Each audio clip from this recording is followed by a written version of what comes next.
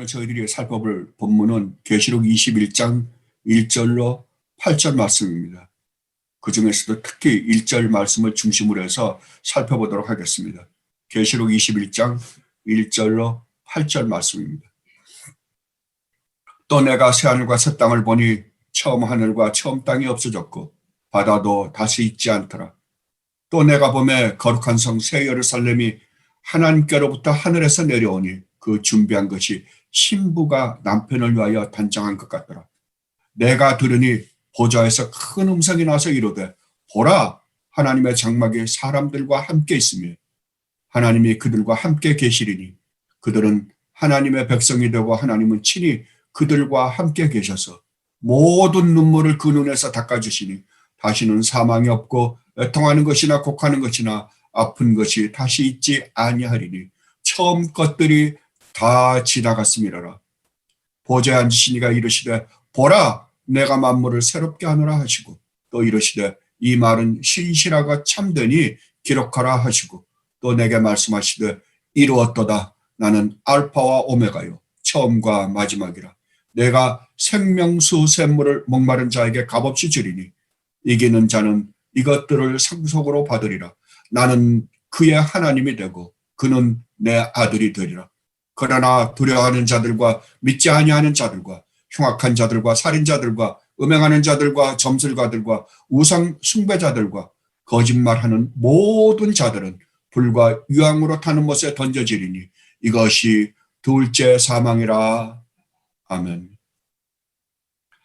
우리는 지난 몇 주에 걸쳐 사탄과 사탄을 추종하는 타락한 천사들과 그리고 이들의 거짓된 가르침, 즉 철학이나 과학이나 인간이 만들어 놓은 종교, 그리고 세상이 만들어 놓은 온갖 쾌락을 쫓았던 모든 인간들이 어떻게 비참하게 멸망한 것인지에 대해서 살펴보았습니다.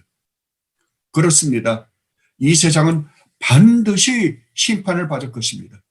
사탄과 타락한 천사들과 이들의 가르침을 추종하여 세상을 사랑했던 모든 인간들은 반드시 불못에 던져져 세세토록 그곳에서 극심한 고통을 겪으며 살게 될 것입니다. 그 고통이 얼마나 극심한 것인지에 대해서는 제가 제 나름대로 십자가를 근거로 살펴봐 드렸습니다. 그리고 여러분에게 그 지역에 대해 자주 묵상하라고 말씀을 드렸습니다. 왜냐하면 우리가 이 세상에서 한 짓을 생각하면 반드시 이 지옥이라는 무시무시한 곳에 가야만 하는 존재들이었기 때문입니다. 그런데 우리는 왜 이 심판을 받지 않습니까? 예, 우리 주님 예수 그리스도 때문입니다. 우리 주님의 십자가 은혜로 우리가 그 심판을 받지 않게 된 것입니다. 우리가 하나님을 기쁘시게 해드린 것도 아니요, 하나님의 명령에 따라 올바른 삶을 살았기 때문도 아닙니다. 전적으로 하나님의 자비와 우리에게 베푸신 그 긍휼하심이 우리로 하여금 이 심판을 받지 않게 하였던 것입니다. 그런데 우리가 이 은혜에 진심으로 감사하며 살고 있습니까? 그렇지 않습니다. 왜 그렇습니까?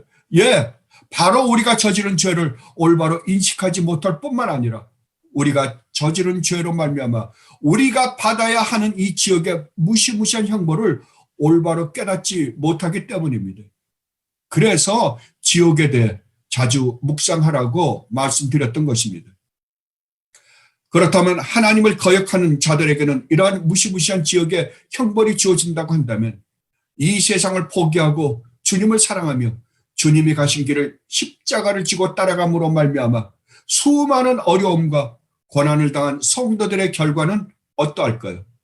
이것에 대해 이제 사도 요한은 21장 1절로 22장 5절에 걸쳐 자세히 설명해 주시고자 하십니다. 그렇다면 이 21장 1절로 22장 5절 말씀의 구조를 한번 살펴보도록 하십시다. 이 문단의 구조는 크게 나누면 두 개로 나눌 수 있습니다. 첫째는 21장 1절로 8절 말씀입니다. 그런데 이 첫 번째 문단은 22장 9절로 22장 5절 말씀의 서론격입니다. 그리고 두 번째로 21장 9절로 22장 5절은 첫 번째 문단을 자세히 설명하는 문단입니다. 특히 새하늘과 새 땅에서의 성도의 모습에 대해, 성도의 영광에 대해 더 초점을 맞추어서 설명을 하고 있는 것입니다. 그런데 이 문단의 형식을 보면 아주 독특한 것을 발견하게 됩니다. 왜냐하면 이 문단이 하나님의 첫 번째 창조 사역을 그대로 본따서 행해지고 있기 때문입니다. 여러분, 하나님의 우주 만물과 인간을 창조하실 때 어떤 순서로 창조하셨습니까? 예, 우리 인간이 거주할 우주 만물을 먼저 창조하시고 그 다음에 우리 인간을 창조하셨습니다. 그런데 여기에서도 마찬가지입니다. 하나님이 먼저 우주 만물을 새롭게 하시고 그 다음에 인간을 새롭게 하시는 모습을 봅니다. 그렇다면 여기서 사도 요한이 말씀하시고자 하는 중요한 요점은 무엇일까요? 예, 내가 지금 소개하는 것은 이 모든 것이 재창조되는 모습을 보여주는 것이다 라고 말씀하고 계시는 것입니다. 그런데 저는 21장 1절로 22장 5절을 세 부분으로 나누어서 여러분에게 설명해 드리도록 하겠습니다. 오늘은 먼저 21장 1절로 8절 말씀에 대해 살펴볼 텐데, 아까도 말씀드렸듯이 특별히 그 중에서도 1절 말씀의 내용을 중심으로 오늘은 말씀드리도록 하겠습니다. 그러면 다시 한번 21장 1절로 8절 말씀을 읽어보도록 하겠습니다. 1절로 8절 말씀입니다.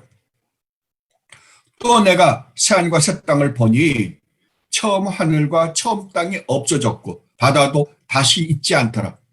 또 내가 보매 거룩한 성 새 예루살렘이 하나님께로부터 하늘에서 내려오니 그 준비한 것이 신부가 남편을 위하여 단장한 것 같더라. 내가 들으니 보좌에서 큰 음성이 나서 이르되 보라, 하나님의 장막이 사람들과 함께 있으며 하나님이 그들과 함께 계시리니 그들은 하나님의 백성이 되고 하나님은 친히 그들과 함께 계셔서. 여러분 한번 그냥 읽어보십시오. 얼마나 놀라운 축복인지 모릅니다. 하나님이 이제 우리들과 함께 계시겠답니다. 영원히 함께 계시겠다고요. 참 놀라운 축복입니다. 모든 눈물을 그 눈에서 닦아주시니 다시는 사망이 없고 애통하는 것이나 곡하는 것이나 아픈 것이 다시 있지 아니하리니 처음 것들이 다 지나갔음이로라. 보좌에 앉으신 이가 이르시되 보라, 내가 만물을 새롭게 하노라 하시고 또 이르시되 이 말은 신실하고 참되니 기록하라 하시고 또 내게 말씀하시되 다 이루었도다. 나는 알파와 오메가여 처음과 마지막이라. 내가 생명수 샘물을 목마른 자에게 값없이 주리니 이기는 자는 이것들을 상속으로 받으리라. 나는 그의 하나님이 되고 그는 내 아들이 되리라. 그러나 두려워하는 자들과 믿지 아니하는 자들과 흉악한 자들과 살인자들과 음행하는 자들과 점술가들과 우상 숭배자들과 거짓말하는 모든 자들은 물과 유황으로 타는 못에 던져지리니 이것이 둘째 사망이라. 아멘. 이 1절로 8절 말씀의 구조를 자세히 한번 들여다보십시오. 그러면 1절에서는 옛 하늘과 옛 땅이 없어지고 새 하늘과 새 땅이 등장합니다. 그런데 그 다음 2절로 8절에서는 어린 양의 신부가 등장하는 모습을 그리고 있습니다. 그리고 그 신부인 성도들이 하나님이 새롭게 만든 새 하늘과 새 땅에서 어떤 모습으로, 어떤 영광된 모습으로 영광된 삶을 살게 되는가를 설명하고 있습니다. 어떻습니까? 이것이 바로 창조 사역이 아닙니까? 그렇다면 지금 1절로 8절은 완벽한 재창조의 모습입니다. 그렇다면 우리가 여기에서 그 무엇보다도 먼저 살펴보아야 하는 것은 이 1절로 8절의 모습이 무엇을 의미하는가 하는 것입니다. 예, 이것은 하나님이 우주 만물과 그 안에 있는 모든 것들 그리고 인간을 창조하신 궁극적인 목적의 모습을 보여주는 것입니다. 이제 그 목적이 완벽하게 완성된 것을 우리에게 보여주고 있는 것입니다. 그렇다면 한번 생각해 보십시오. 하나님이 처음 창조하신 창세기 1장에서 창조하신 것은 궁극적인 목적이 아니었습니까? 예, 그렇습니다. 궁극적인 목적이 아니었습니다. 비록 그 창조가 하나님이 보시기에 좋으셨다고 하더라도 처음 창조는 이 궁극적인 목적을 이루시기 위한 완벽한 조건이 이루어진 것이지 하나님의 궁극적인 모습의 완성은 아니었던 것입니다. 그래서 거기에는 선과 악을 알게 하는 나무가 있었을 뿐만 아니라 사탄이 들어올 수도 있는 곳이었으며 인간도 타락할 수 있는 인간이었던 것입니다. 그러나 그것은 하나님의 궁극적인 목적을 이룰 수 있는 완벽한 조건을 가지고 있던 장소였습니다. 만약 인간이 하나님의 말씀에 절대적으로 순종하였더라면 오늘 우리가 읽은 이 1절로 8절의 완벽한 나라를 인간은 완성할 수 있었을 것입니다. 그러나 아담과 하와는 그 완벽한 조건에서 실패했습니다. 그래서 오늘날과 같은 이렇게도 끊임없는 고통의 비참한 처지에 놓이게 되었던 것입니다. 그렇다면 이제 타락하여 그 완벽한 조건을 가진 에덴 동산에서 쫓겨난 인간이 자기들의 행위로 우리 인간이 무엇을 함으로 말미암아 하나님의 이 완벽한 목적을 달성할 수 있을까요? 없습니다. 절대로 없습니다. 그렇다면 인간에게는 이제 전혀 희망이 없습니까? 예, 없습니다. 인간에게는 없습니다. 그러니까 여러분의 신앙의 초점이 어디에 있어야 되냐면, 어디서부터 출발해야 되냐면 바로 여기서부터 출발해야 됩니다. 그래서 우리 개혁주의에서 가장 먼저 부르짖는 게 뭐냐 그러면 인간의 절대적 타락입니다. 그러나 인간에게는 없으나, 이것이 전제되어야만이 인간에게는 없으나 하나님에게는 있다고 성경이 말씀하고 있는 이 말씀을 우리는 받아들일 수가 있는 것입니다. 그래서 지금 성경이 계시록 21장 1절로 22장 5절 말씀을 기록하고 있는 것입니다.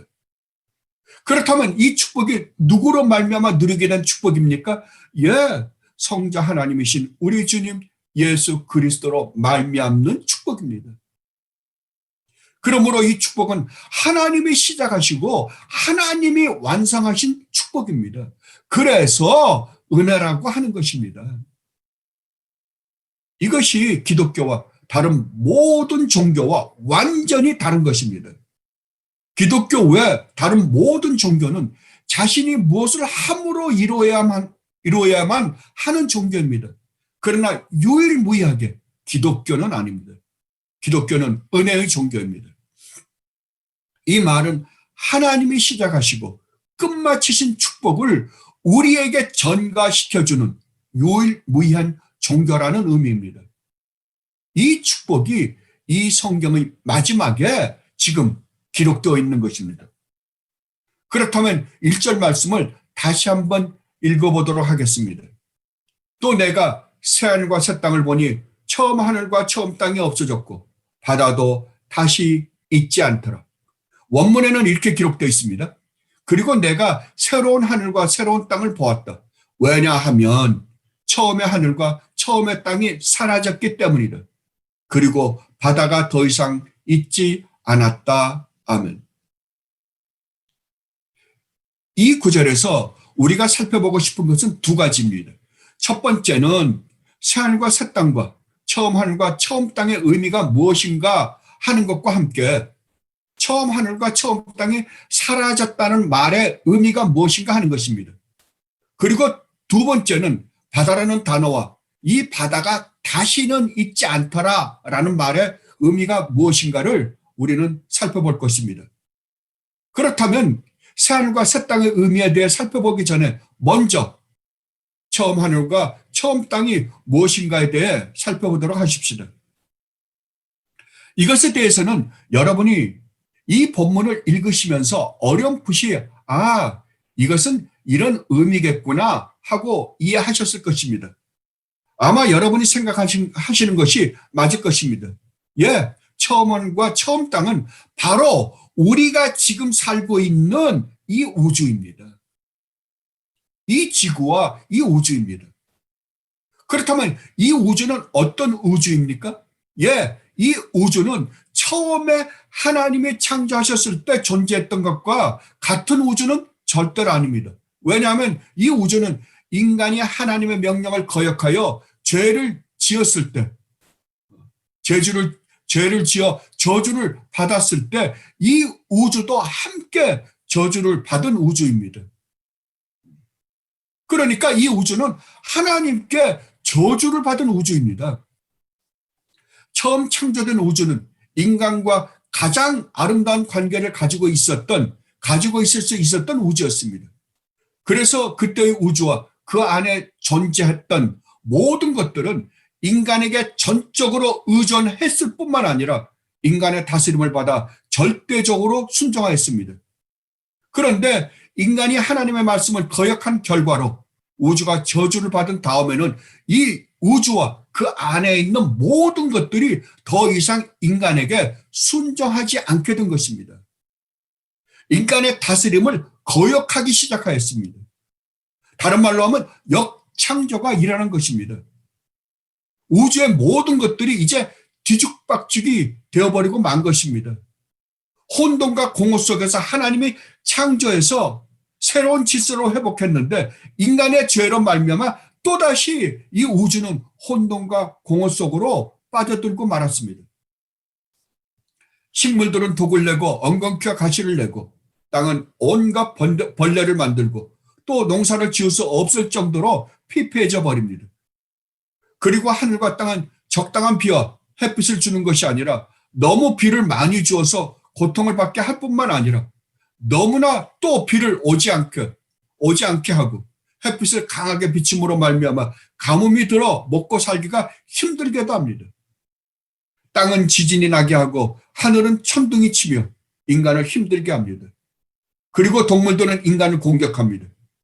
이제는 아주 눈에 보이지도 않는 바이러스나 균이 인간에게 해를 끼침으로 인간을 죽이기도 합니다. 그리고 벌레는 벌레대로 모기가 독을 침투시켜 인간에게 고통을 줄 뿐만 아니라 파리는 파리대로, 벌은 벌대로 모든 곤충과 벌레가 인간을 이런 저런 모양으로 괴롭히는 세상이 되어버리고 말았습니다. 그렇다면 이런 현상이 왜 초래하게 되었다고요? 예, 인간이 하나님께 죄를 지은 결과로 하나님이 되려고 했기 때문입니다. 그 결과로 이러한 정말 고통의 환경이 초래하게 되었던 것입니다. 인간은 어리석게도 자존하는 존재가 되려고 한 것이죠. 이제 인간은 하나님께 의존함으로 무한한 하나님으로부터 공급받아 모든 것을 만족하고 평화롭게 살 수 있는 존재가 아니라 모든 것을 스스로 해결해야만 살아갈 수 있는 존재가 되고 만 것입니다. 그렇다면 인간이 스스로의 문제를 해결하며 살 수 있는 능력을 가진 존재들입니까? 아닙니다. 절대로 그렇지 않습니다. 처음부터 아니었습니다. 인간은 하나님을 절대적으로 의존하며 살아야만 하는 존재였습니다. 인간은 창조주가 아니라 피조물입니다. 이 피조물이라는 말 안에 인간은 창조주 하나님을 의존하는 존재다라는 의미가 함축되어 있는 것입니다. 그런데 타락한 인간은 모든 문제를 스스로 해결하며 살아야만 하는 존재가 되고 말았던 것입니다. 할 능력이 있습니까? 없습니다. 스스로의 문제를 잘 해결하기는커녕 더욱더 힘들게 된 것입니다. 그런데 타락하여 에덴 동산에서 쫓겨났음에도 불구하고 인간에게는 어렴풋이나마 하나님의 존재에 대한 미련이 남아 있었습니다. 그분에게 의지해야만 살 수 있다는 것을 어렴풋이나마 알고 있었던 것이죠. 그래서 신이라는 존재를 찾게 된 것입니다. 그래서 수많은 신을 만들어낸 것입니다. 그러나 참 하나님을 찾을 수는 없었습니다. 왜냐하면 하나님의 스스로 감춰버리셨기 때문입니다. 그래서 인간들은 참 하나님을 찾지 못하니까 이렇게도 수많은 신들을 만들어 낼 수밖에 없었던 것입니다. 그렇다면 처음부터 하나님만을 의지하고 그 말씀에 순종하며 살았다라면 얼마나 좋았을까요?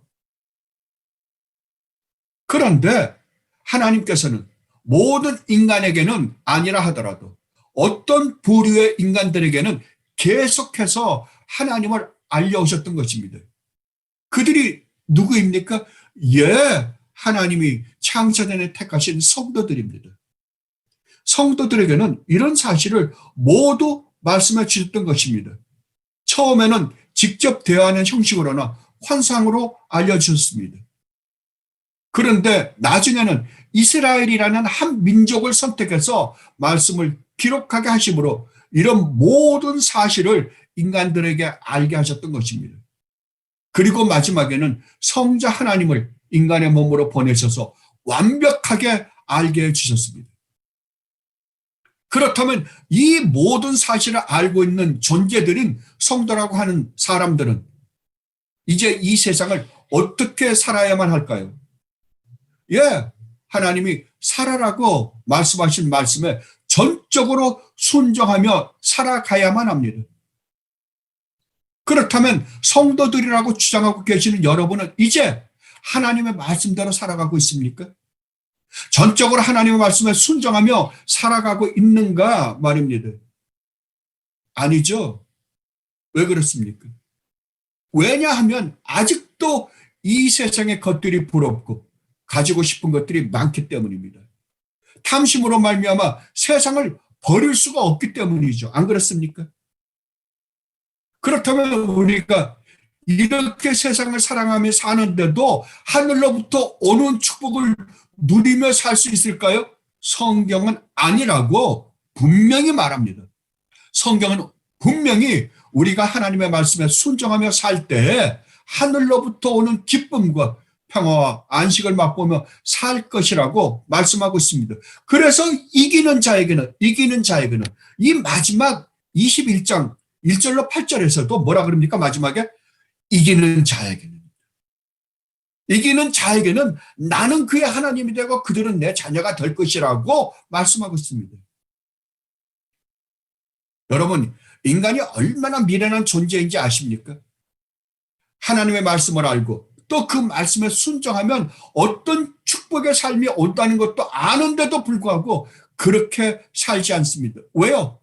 예, 잠시 잠깐 누리다가 없어질 이 세상의 쾌락과 행복이라는 것 때문이죠. 이것을 세상을 사랑하고 육신의 정욕과 안목의 정욕과 이생의 자랑 때문이라고 말합니다. 예, 맞는 말입니다. 안 그렇습니까? 인간은 정말로 미련하고 어리석습니다. 그런데 오늘 본문은 우리가 지금 살고 있는 이 처음 하늘과 처음 땅은 어떻게 된다고요? 예, 반드시 없어진답니다. 반드시 없어진다고 말씀하십니다. 그렇다면 우리가 지금 보고 있는 이 우주 만물은 아주 없어집니까? 1절만 보면 마치 그런 것 같습니다. 또 내가 새 하늘과 새 땅을 보니 처음 하늘과 처음 땅이 없어졌고 바다도 다시 있지 않더라. 마치 이 우주가 아주 없어져 버리는 듯한 말씀이 아닙니까? 그래서 옛날 우리 믿음의 선배들은 이 우주는 아주 없어지고 아주 새로운 우주를 하나님이 만들어 주실 것이라고 생각하셨던 것입니다. 제가 어렸을 때만 해도 이런 해석이 주류를 이루고 있었습니다. 참 많이 들었습니다. 그런데 20세기 초반부에 와서 이 해석이 길을 잃기 시작하였습니다.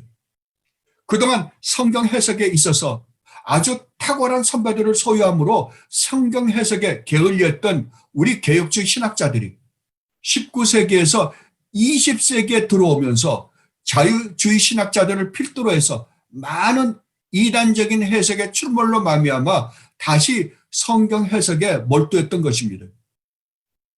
그래서 20세기 초반부터 우리 개혁주의 신학자들이 많은 새로운 성경 해석을 내놓았던 것입니다. 그중 두드러진 것이 바로 요한계시록입니다. 요한계시록에 있어서는 아주 훌륭한 해석들을 내놓았습니다. 그중 하나가 바로 새하늘과 새 땅의 의미였습니다. 여기서 말하는 새하늘과 새 땅에서의 새라는 단어가 성경에서 어떤 의미로 사용되었느냐 하는 것에 관심을 갖게 되었던 것입니다. 그래서 이 새로운이라는 단어의 의미가 무에서 새로운 것을 창조하는 새로움이 아니라는 사실을 알게 된 것입니다. 이 새라는 단어는 헬라어 카이논이라고 하는데 이것이 성경에서 어떤 의미로 사용되었는지에 대해 깨닫게 된 것입니다. 이 의미는 최근에 새롭게 만들어진 것, 이전 것과는 비교할 수 없는 예외적인 것, 새로이 얻게 된 것, 갱신된 새로운 것, 가장 최근의 것 등의 의미로 사용되었다는 것을 알게 된 것입니다. 결국 이 말은 보통 시간의 새로움이나 공간의 새로움이 아니라 질이나 이미 있는 것의 질이나 본질의 새로움을 의미한다는 것을 알게 된 것입니다. 이것은 여러분들이 이미 아시는 것처럼 새 포도주는 새 부대에라고 말할 때 사용되었던 이 새로움은 헬라어로 네오스입니다. 이 새로움과는 전혀 다른 의미를 가지고 있는 새로움이라는 것을 알게 된 것입니다. 새 포도주를 새 부대에 그러면은 새로운 것입니다. 옛날에 가지고 있는 건 아주 없어지고 새로운 포도주와 새로운 부대입니다. 이때 사용되는 단어는 헬라어로 뭘 사용했다고요? 네오스라는 단어를 사용했다고. 그러나 지금 여기서 계시록에 사용되는 새로움이라는 단어는 뭐라고요? 아주 다른 카이논이라는 헬라어를 사용되었다는 것을 알게 된 것입니다. 그러자 여기서 말하는 새하늘과 새 땅은 옛것이 아주 없어지고 무에서 새로 창조된 아주 새로운 우주가 아니라 옛날에 있었던 하늘과 땅이 새롭게 갱신되는 것임을 깨닫게 된 것입니다. 그리고 이것을 보충 설명해 주는 것이 바로 5절에서 보라 내가 만물을 새롭게 하노라 라고 말하는 말의 진정한 의미였음을 알게 되었던 것입니다. 그래서 옛날 해석이 물러가고 새로운 해석이 들어오게 되었던 것입니다.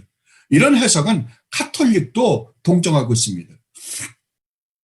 그런데 오늘날에도 새로운 우주를 하나님의 무에서 새로 창조해 주실 것이라고 믿으시는 분들이 있습니다.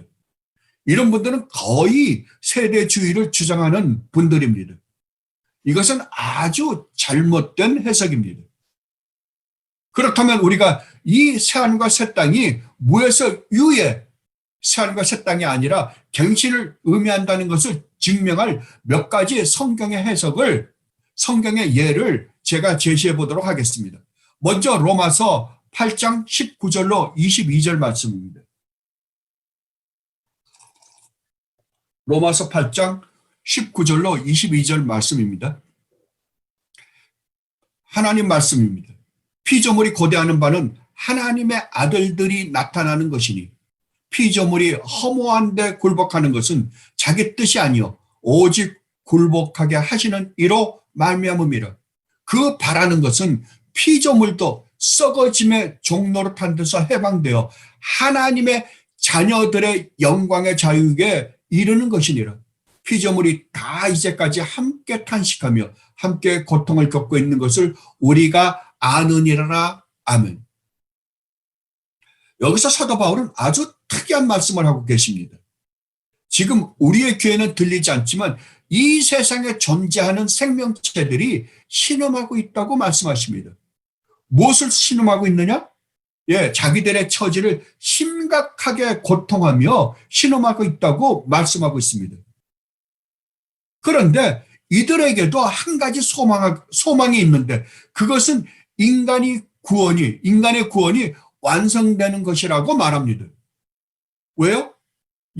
인간의 구원이 완성되는 날 자기들도 구원을 받을 것이기 때문이라고 말합니다. 그렇다면 이 생명체들이 자기들과는 상관없이 완전히 다른 새로운 생명체들이 만들어질 것이라고 생각하고 있을까요? 만약 그렇다고 한다면 이들이 왜 신음을 할 필요가 있습니까? 없잖아요. 전혀 없습니다. 왜냐하면 자신들은 영원히 없어지기 때문입니다. 그렇지 않습니까? 그런데 이 피조물들이 어떻게 하고 있다고요? 인간이 구원을 받는 날, 인간의 구원이 완성되는 날 자기들도 구원을 받을 줄 알고 그날을 학수고대하고 있다고 말하고 있습니다. 그렇다면 죽을 수밖에 없는 피조물들은 인간의 구원이 완성되는 날 반드시 영원히 죽지 않는 새로운 피조물이 되어 영원히 우리와 함께 살게 될 것을 학수고대하며 신음하고 있다고 사도 바울은 지금 말씀하고 있는 것입니다. 안 그렇습니까? 그렇다면 여기에는 분명히 연속성과 불연속성이 함께 존재하고 있습니다. 여러분, 이 세상에 있는 피조물은 어떤 상태입니까? 예, 모두가 죽을 수밖에 없는 존재들입니다. 그러나 마지막 인간의 구원이 완성되는 날, 이 피조물들이 어떻게 된다고요? 영원히 썩지 않고 쇠하지 않는 영광의 몸으로 변하여 존재하게 될 것이라고 사도 바울은 말씀하고 있는 것입니다.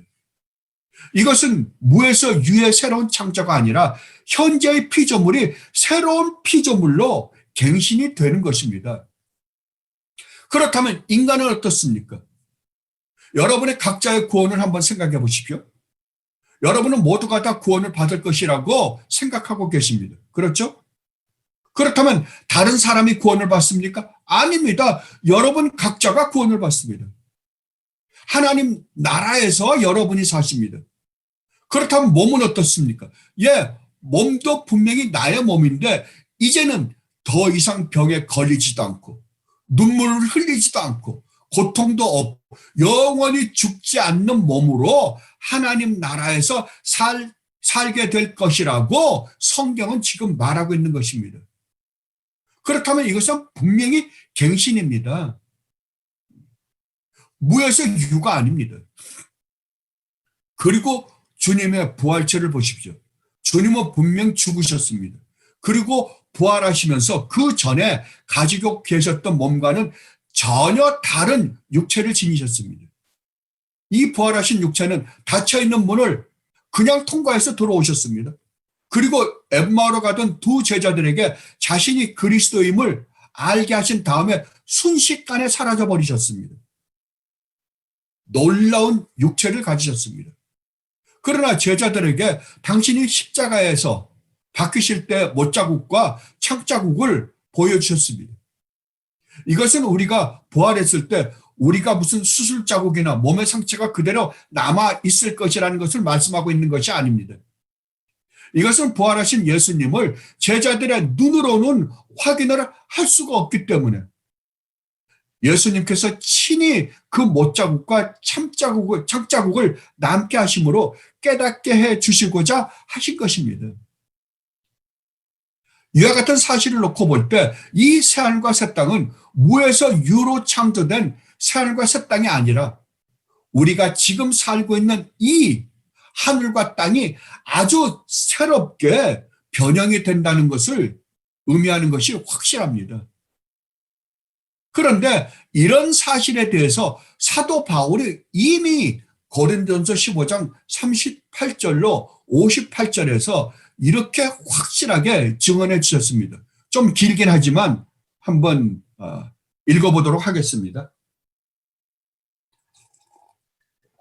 고린도전서 15장 35절로 58절 말씀입니다. 누가 묻기를 죽은 자들이 어떻게 살아나며 어떠한 몸으로 오느냐 하리니 어리석은 자여 내가 뿌리는 씨가 죽지 않으면 뿌리는 씨입니다. 씨가 뿌려지는 거예요. 살아나지 못하겠고 또 내가 뿌리는 것은 장래의 형체를 뿌리는 것이 아니요 다만 밀이나 다른 것의 알맹이 뿐이로되 하나님이 그 뜻대로 그에게 형체를 주시되 각 종자에게 그 형체를 주시느니라. 그러니까 없는 것에서 있는 것이 아니라 있는 것의 변형입니다.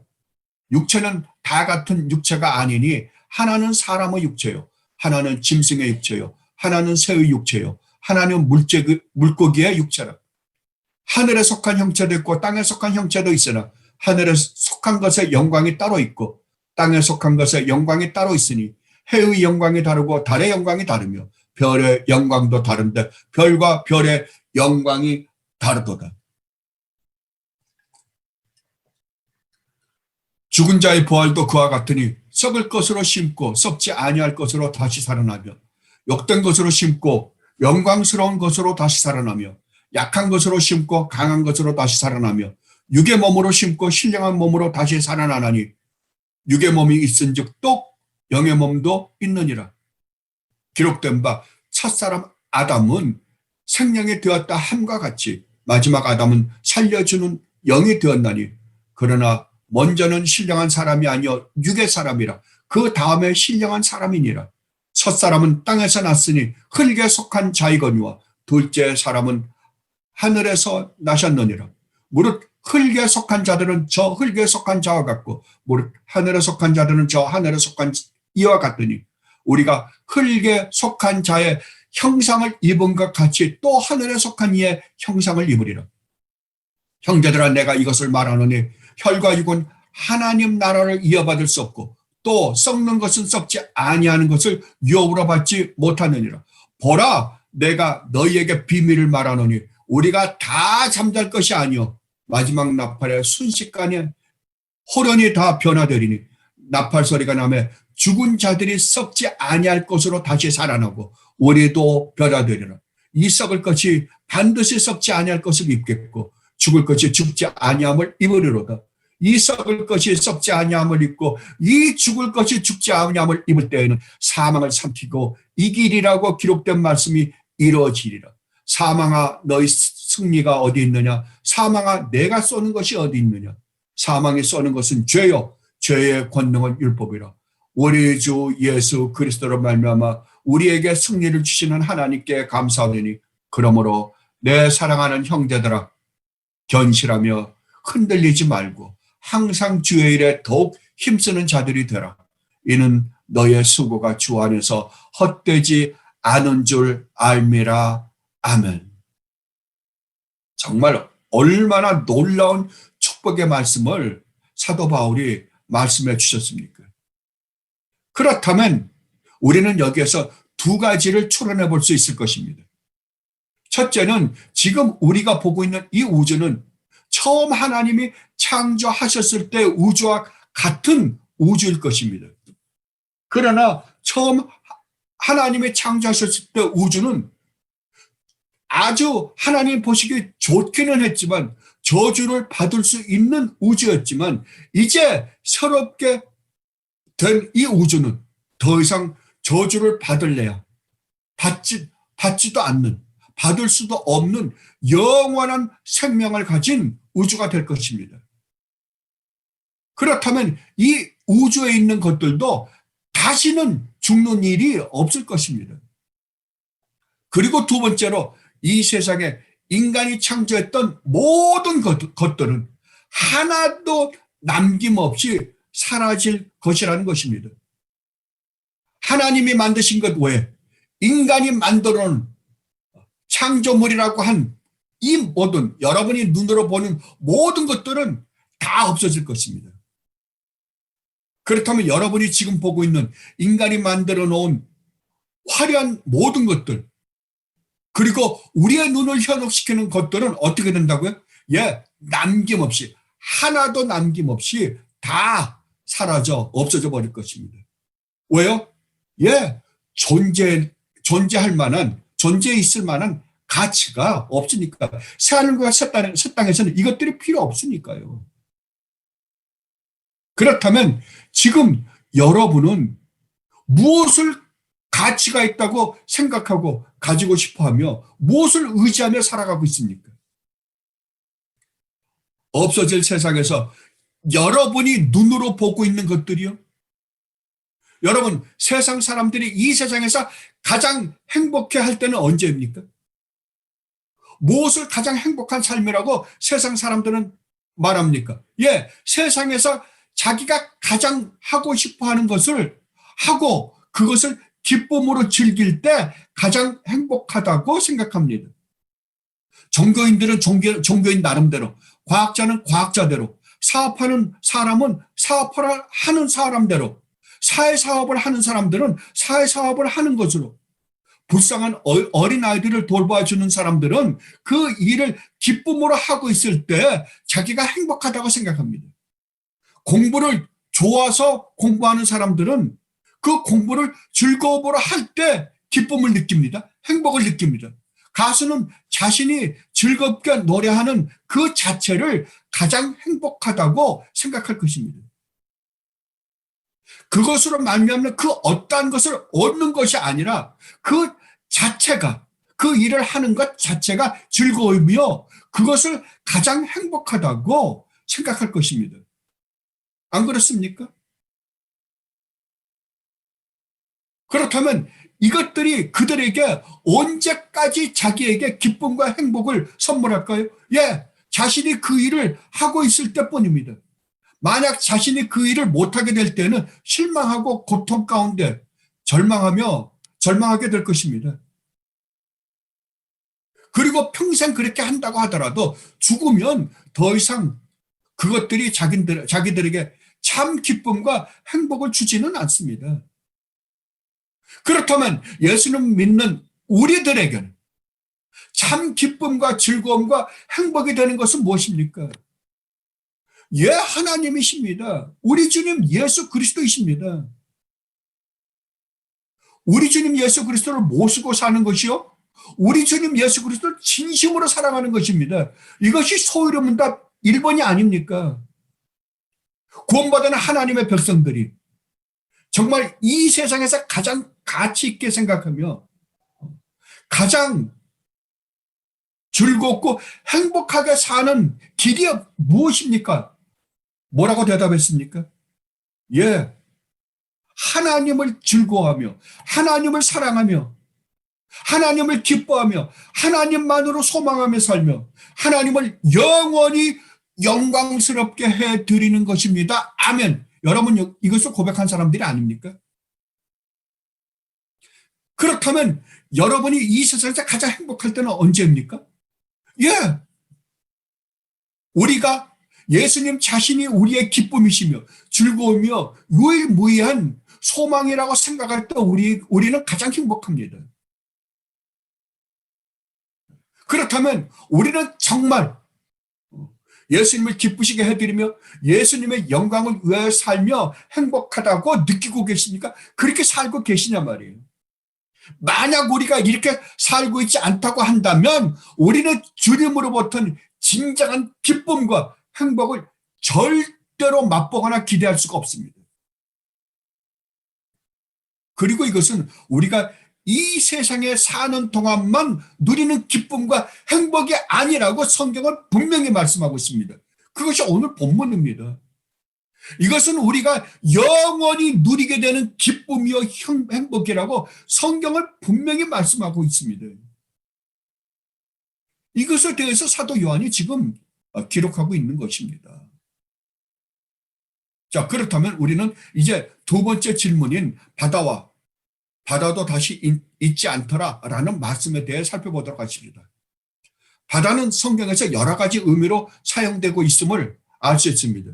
특히 요한계시록에 더 많은 의미로 사용되고 있는 모습을 우리는 발견합니다. 첫 번째로는 우주적 악의 근원으로 사용되고 있는 모습을 봅니다. 그리고 두 번째로 하나님의 백성에게 환난을 일으키는, 하나님을 믿지 않고 거역하는 민족들을 의미하기도 합니다. 그리고 세 번째로는 죽은 자의 처소를 의미하기도 합니다.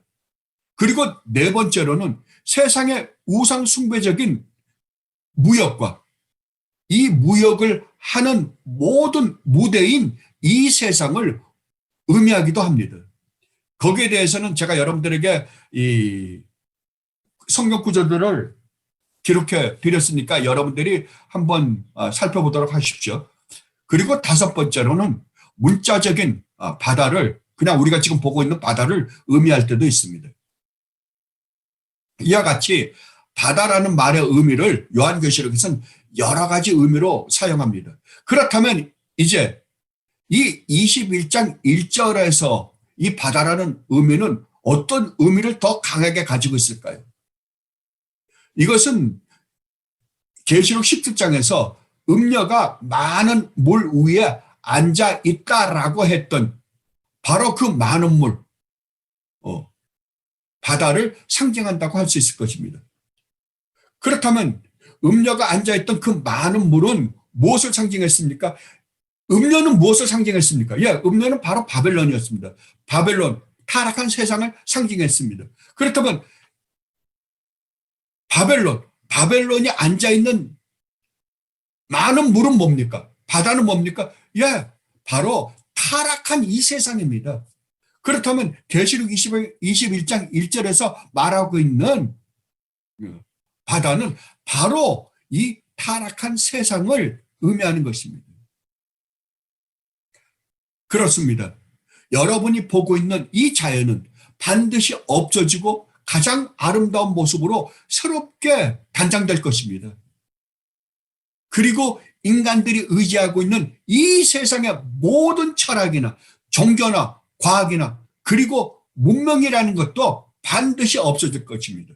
그뿐만 아니라 이 세상에 존재하고 있는 나라들도 없어질 것이며 우리들을 미혹하고 있는 이 모든 세상의 것들은 반드시 없어질 것입니다. 그리고 자연이 새롭게 되는 것뿐만 아니라 이 세상에 있는 나라도 하나의 나라만 존재할 것이며 그 나라를 다스리는 왕도 한 분 하나님만이 존재하실 것입니다.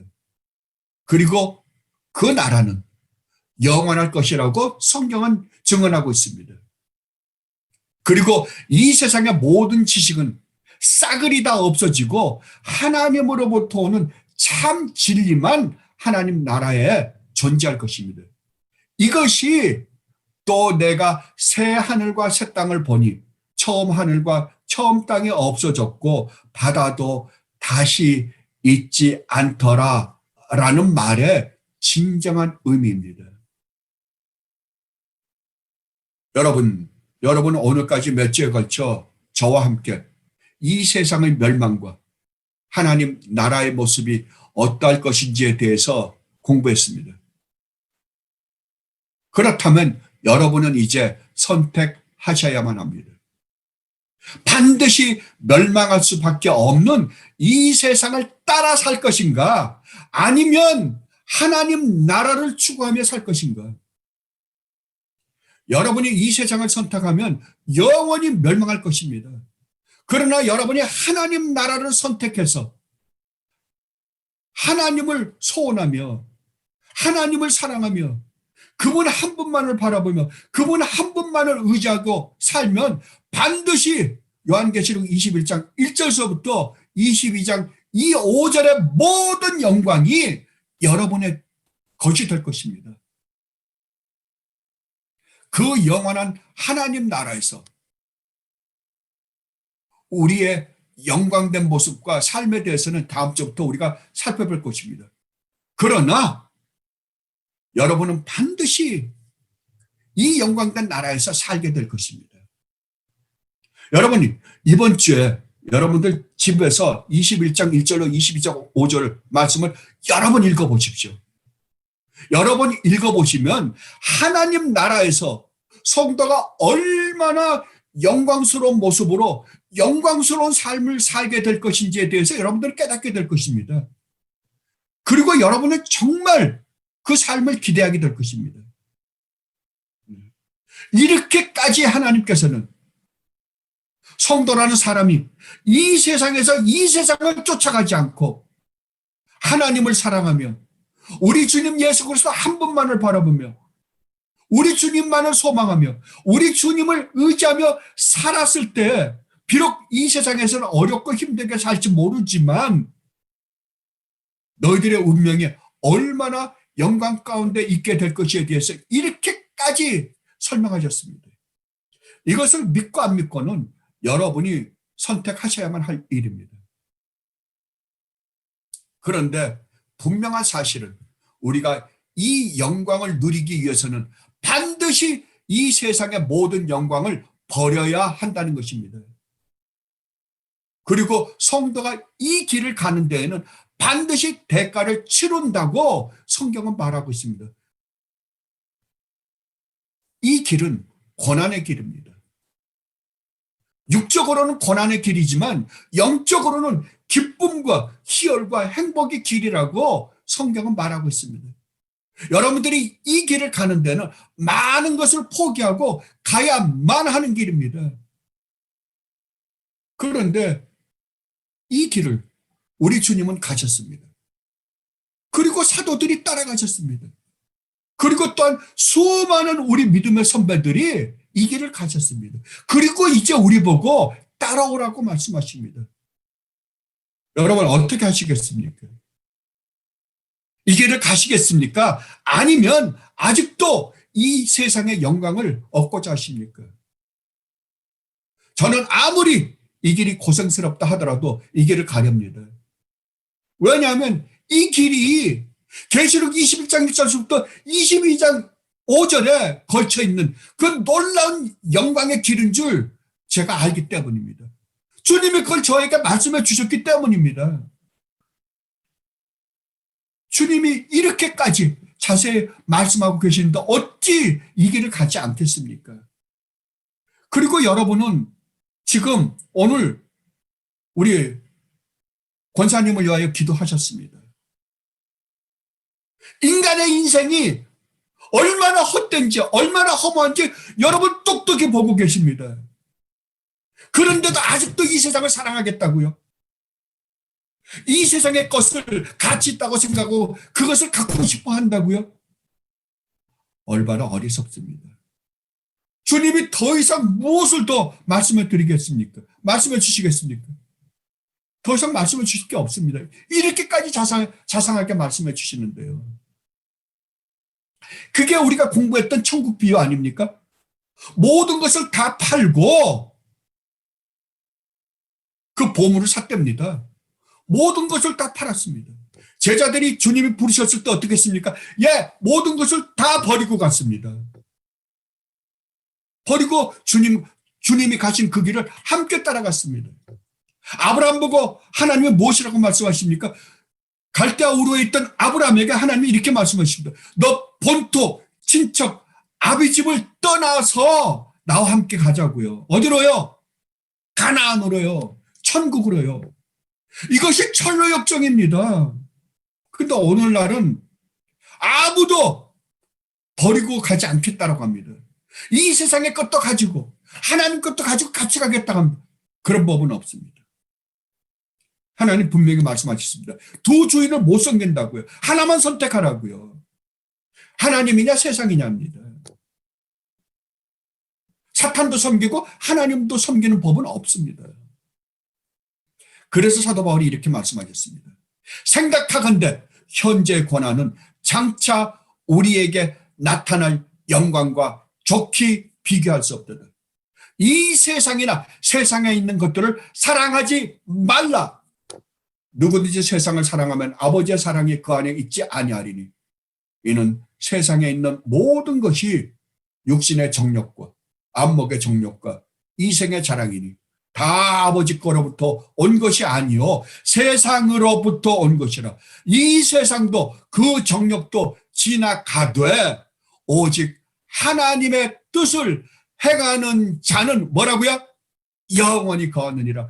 영원히 이 계시록 21장 1절로 22장 5절에 이 영광된 자리에 영광된 모습으로 영원히 하나님의 자녀와 백성이 되어 살 것이다 라고 말씀하십니다. 여러분 어떻게 하시겠습니까? 어떻게 하시겠습니까? 가십시다. 가십시다. 이 길을 가십시다. 그리하여 우리 모두가 제 설교를 듣고 있는 모든 사람이 다 하나님의 영광된 하나님 나라에 가서 이 축복을 누리며 영원히 하나님을 아버지라고 부르며 함께 사십시다. 네. 여러분에게 진심으로 부탁드립니다. 기도하십시다. 아버지, 저희들의 어리석음을 깨우쳐 주옵소서. 아버지께서 이렇게 자상하게 저희들에게 말씀하셨습니다. 아버지, 더 이상 이 세상에서 주춤주춤하지 말게 하여 주시옵소서. 더 이상 썩어 없어질 이 세상의 것에 소망을 두며 사는 어리석은 자가 되지 않게 해 주시옵소서. 아버지께서 이렇게까지 간절히 말씀해 주시는데 저희들이 무엇을 더 바라겠습니까? 아버지께서 약속하신 이 약속의 소망을 가지고 하나님 나라를 향하여 하루를 살아가게 하여 주시옵소서. 우리 주님 예수 그리스도 이름으로 기도드립니다. 아멘.